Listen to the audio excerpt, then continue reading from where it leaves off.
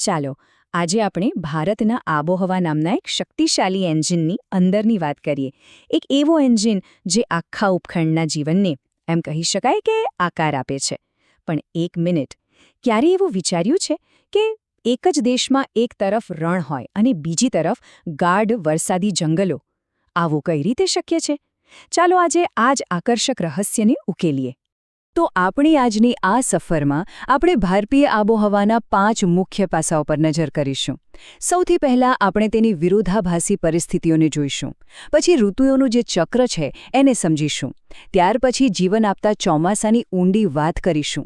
અને પછી જોઈશું કે આ વરસાદથી વનસ્પતિ કેવી રીતે બને છે અને છેલ્લે આ બધું જ એક કેટલા નાજુક સંતુલન પર ટકેલું છે. તો બસ આ જ છે આપણો મુખ્ય સવાલ. એક જ દેશમાં રણ અને વરસાદી જંગલો બંને કેવી રીતે હોઈ શકે? કેવી રીતે એક જ રાષ્ટ્રમાં આટલી બધી આબોહવાની વિવિધતા જોવા મળે? આ એક એવો કોયડો છે જેની ગાંઠ આપણે આજે ખોલવાના છીએ. અને હા, આ બધું એક ખૂબ જ જટિલ પણ એટલી જ સુંદર સિસ્ટમનો ભાગ છે. તો ચાલો આ મોટા હવામાન એન્જિનને સમજવાની શરૂઆત કરીએ. અને એ માટે સૌથી પહેલાં આપણે એની જે અકલ્પનીય વિવિધતા છે એને જોવી પડશે. જરા અહીં જુઓ. એક બાજુ છે ચેરાપુંજી, જે પૃથ્વી પરના સૌથી વધુ વરસાદવાળા સ્થળોમાંનું એક છે. અને પછી બીજી જ બાજુ છે થારનું સૂકું રણ. એટલું જ નહીં, ઉત્તરમાં હિમાલયોના થીજી જાય એવા બરફથી ઢંકાયેલા શિખરો છે, તો દક્ષિણમાં ગરમ અને ભેજવાળા દરિયાકિનારા છે. ભારત ખરેખર કહી શકાય કે વિરોધાભાસો અને ચરમસીમાઓની ભૂમિ છે. અને સાચું કહો તો આ જ વિવિધતા તેને આટલી આકર્ષક બનાવે છે. પણ તમને લાગશે કે આટલી બધી વિવિધતા એટલે કે બધું અસ્તવ્યસ્ત હશે? ના, એવું બિલકુલ નથી. આ બધું જ એક ચોક્કસ વર્ષભર ચાલતા ચક્રને અનુસરે છે. એક એવી લય છે જે આખા ઉપખંડના જીવન, એના તહેવારો અને ખેતીને ધબકતી રાખે છે. આ જુઓ, આ છે ભારતનું પરંપરાગત ઋતુચક્ર. અને આ ખરેખર ખૂબ જ રસપ્રદ છે, કારણ કે આ ખાલી હવામાનના ફેરફારો નથી.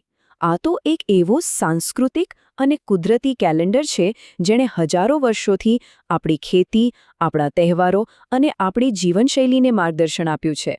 આના પરથી જ ખબર પડે છે કે આબોહવા કેટલી ઊંડી રીતે આપણી સંસ્કૃતિ સાથે વણાયેલી છે.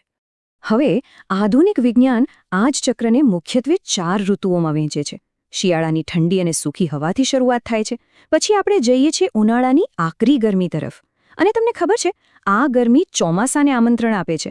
અને પછી ચોમાસા પછી આવે છે પાછા ફરતા ચોમાસાનો સંક્રમણકાળ. જાણે કે દરેક ઋતુ આવનારી ઋતુ માટે જમીન તૈયાર કરતી હોય. તો ચાલો હવે આપણે સીધા આ એન્જિનના હૃદય પર આવીએ. ભારતની આબોહવાનો સૌથી નિર્ણાયક ભાગ, જે દેશની અર્થવ્યવસ્થા અને જીવનશૈલીની કરોડરજ્જુ છે. હા, આપણે વાત કરી રહ્યા છીએ જીવન આપતા ચોમાસાની. એક વાત ખાસ સમજવા જેવી છે. ચોમાસું એટલે ખાલી વરસાદ નહીં. ના, એનાથી ઘણું વધારે છે. એક વિશાળ પવન પ્રણાલી છે જે ઋતુ પ્રમાણે પોતાની દિશા બદલે છે. રસપ્રદ વાત એ છે કે આ શબ્દ અરબી શબ્દ મોસમ પરથી આવ્યો છે, જેનો અર્થ જ ઋતુ થાય છે. આ એ વાત યાદ અપાવે છે કે આખી ઘટના ઋતુઓના બદલાવ સાથે જોડાયેલી છે, ખાલી વરસાદના અમુક દિવસો સાથે નહીં.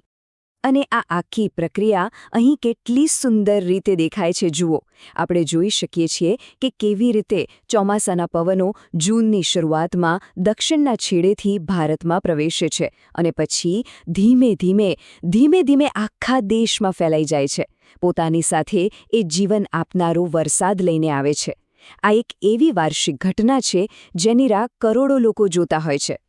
અને ચોમાસું કેટલું મહત્વનું છે એ સમજવા માટે બસ આ એક આંકડો જ કાફી છે. 80%. જી હા, ભારતના કુલ વાર્ષિક વરસાદનો લગભગ 80% હિસ્સો ચોમાસાના આ ગણતરીના મહિનાઓમાં જ વરસી જાય છે. વિચારો, દેશની ખેતી, પીવાનું પાણી અને અર્થતંત્રનો કેટલો મોટો હિસ્સો ફક્ત આ એક જ ઘટના પર નિર્ભર છે. હવે આ પ્રક્રિયા થોડી વધુ જ જટિલ બને છે, કારણ કે મુખ્ય ભૂમિ પર પહોંચ્યા પછી ચોમાસું 2 ભાગમાં વહેંચાઈ જાય છે.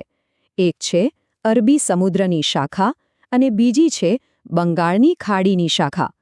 અરબી સમુદ્રની શાખા પશ્ચિમ કિનારે ભારે વરસાદ લાવે છે, તો બંગાળની ખાડીની શાખા પૂર્વ અને ઉત્તર ભારતને પાણી પહોંચાડે છે.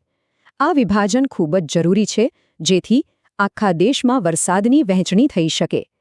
ઓકે, તો હવે આપણે સમજી ગયા કે આ એન્જિન કામ કેવી રીતે કરે છે. તો ચાલો હવે એના પરિણામો જોઈએ. મતલબ કે આ એન્જિન ભારતના કુદરતી લેન્ડસ્કેપને કેવી રીતે જીવંત બનાવે છે. સૌથી પહેલાં ચાલો આ વરસાદના નકશા પર એક નજર કરીએ.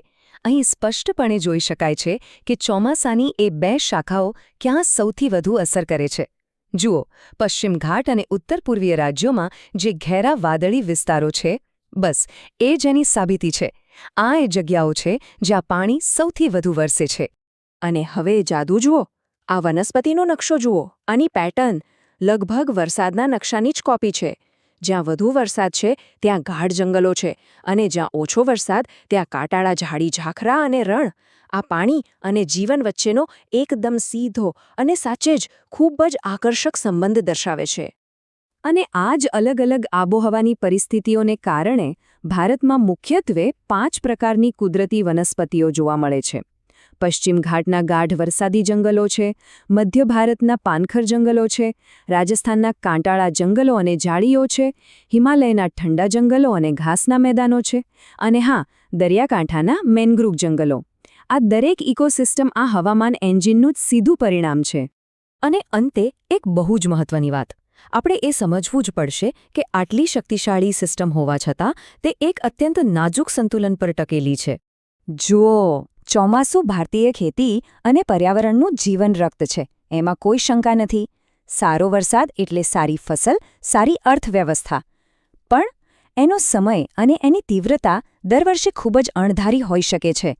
જો ચોમાસું મોડું આવે તો દુષ્કાળ આવે, અને જો બહુ વધારે વરસાદ આવે તો વિનાશક પૂર પણ આવી શકે છે. એટલે કે તે જીવનદાતા પણ છે અને સંહારક પણ. એક શક્તિશાળી પણ નાજુક સંતુલન. અને આ જ વાત આપણને એક અંતિમ અને ખૂબ જ ગંભીર સવાલ પર લાવીને મૂકી દે છે. આ જે જટિલ અને શક્તિશાળી એન્જિન છે જેણે સદીઓથી ભારતને આકાર આપ્યો છે, એ આજની આ બદલાતી દુનિયામાં કેટલું સ્થિર રહેશે? આ એક એવો સવાલ છે જેનું મહત્વ આવનારા સમયમાં ફક્ત વધતું જ જવાનું છે.